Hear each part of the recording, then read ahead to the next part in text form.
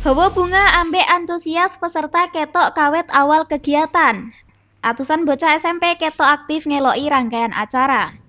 Kegiatan Junior Broadcaster Camp 2026 digelar Kemis esuk sampai sore no SMK Negeri Telu Jonegoro. Nganggo tema eksplorasi kreativitas dari balik layar menuju era digital. Kegiatan iki dioloki atusan bocah SMP teko Kabupaten Jonegoro.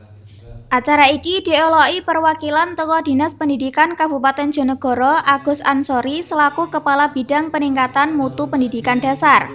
Ambek Unsa Hudiana, Kepala Seksi SMK Cabang Dinas Pendidikan Wilayah Jonegoro Tuban. Nok jero kegiatan iki peserta ngentokno pirang-pirang materi sing menarik.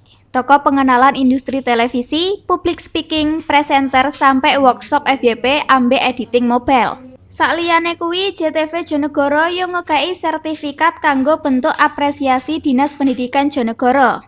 Ambek SMK Telu Jonegoro sing dadi tuan rumahe. Kepala Sekolah SMK Telu Jonegoro Firman Andi ngucapno matur nuwun ambek pihak sing kelibat. Karo peserta sing wis teko ambek berpartisipasi nok jero acara kuwi. Dheweke yo ngomong lek nok SMK Telu Jonegoro duwe jurusan PSPT sing dadi jurusan siji-sijine nok wilayah Tuban Jonegoro.